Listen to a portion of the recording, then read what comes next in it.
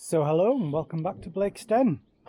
This is the 1996 Audi 80 2.6 V6 Coupe, and that belongs to a relative of mine. I've been tasked to get it running. So in the last couple of videos, if you haven't seen those, click the links above. I got it running first time, and also got driving for the first time in 15 years. So when I did that, I used a 12-volt booster pack on the fuel pump at the back because it wasn't working.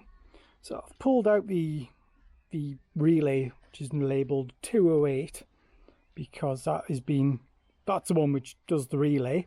That's the one which powers the fuel pump. But it hasn't been powering the fuel pump. So I'm just going to have a bit of investigation to see if I can make this work. After a bit of testing, I found out that relay is dead. It comes apart as well, and I don't think it should do. But I have found a Hyundai relay I've got, which is nearly the same pins. It doesn't have the T pin. I can't remember what T is for. But more importantly, it fits in. So if I put that in there, it fits in.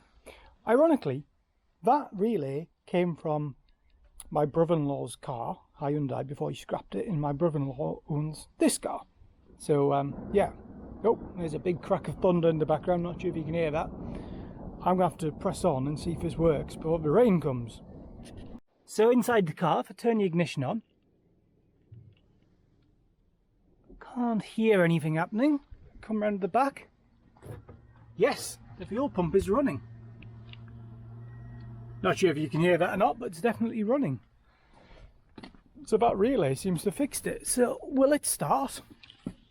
I will have to take it out of first gear and then see what happens. Oh, that didn't sound good.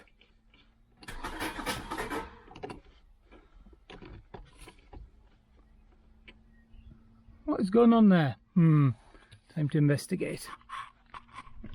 The rain has temporarily stopped play. When it started a few more times, it was making that horrible grating noise. It sounds like to me like gearbox, clutch, rather than the engine, because the engine was running sweet last time I used this, and it's literally just sat there and done nothing since. So it may be the case that clutch still isn't quite right. So I think that will need some further investigation after the rain has stopped. It's now about 20 minutes later. The rain has nearly stopped, and it's given me some time to think about what that noise is. I'm wondering whether it's actually the Bendix drive on the starter motor. Ignore him. Whether it's the Bendix drive on the starter motor not fully engaging or disengaging. So I think I might find where the starter motor is and give it a slight bit of persuasion with a hammer. Well, this is getting interesting.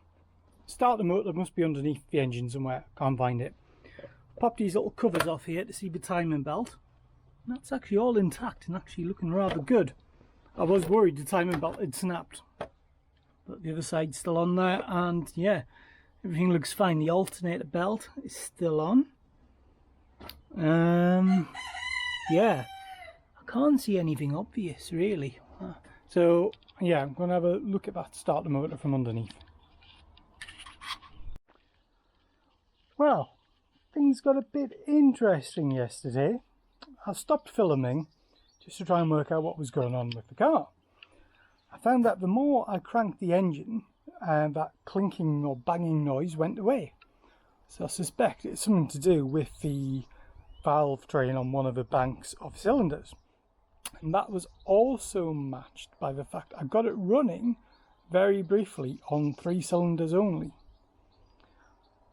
But then this happened. Now, I didn't have my camera rolling, but my CCTV was running.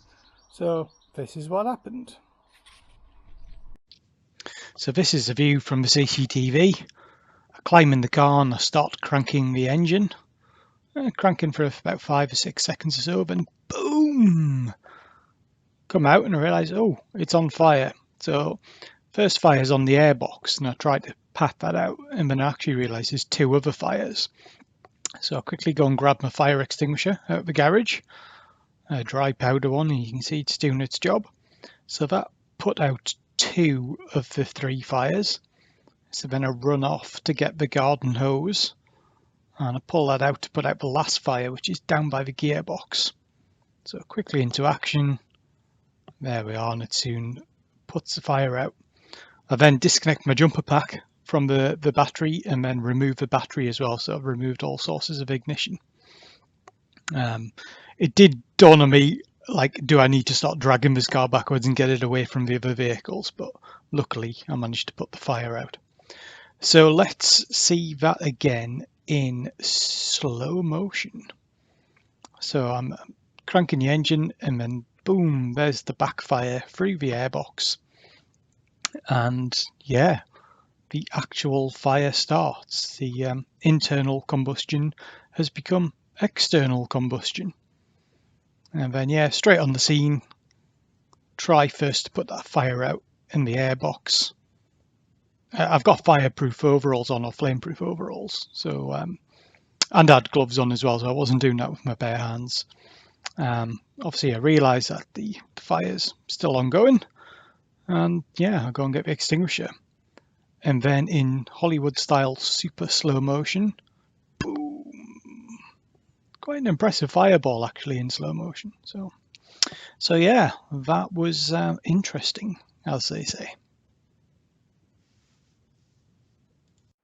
So yeah, we had an absolutely enormous backfire, and it actually blew a hole in the airbox. You can see all the fire extinguishing yellow stuff still knocking around. Luckily I had an extinguisher. You should always have a fire extinguisher on hand when you're messing around with cars. And yeah, lesson learnt there. So what happened? Well, I think I'll just use this bank for an example. I don't think the intake valves are fully closing on one cylinder or multiple cylinders, hence the clanking sound. The cylinders are filled up with petrol. Yeah, I put a bit of brake fluid in, brake cleaner in to help get it started. I think a combination of that and the petrol in the cylinder, it's ignited. Because the valve isn't fully shut, it's gone all the way back through the air intake and then basically just blown a massive hole. So I think it'll still run, it'll still work, but now it's going to be a bit more of a longer term project, I think. So with that, I'm going to leave it there for now.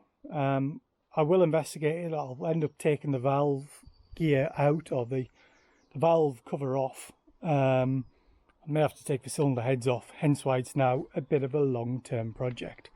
So yeah, it was fun while it lasted. I'd say I don't think it's mechanically dead yet, but it definitely needs a bit more investigation. So, and I think it definitely needs less fire. So thank you for watching. I hope you found this video useful. I hope you've learned something. Always have a fire extinguisher on hand. Don't forget to like, comment and subscribe, and I'll see you in the next video. Bye for now.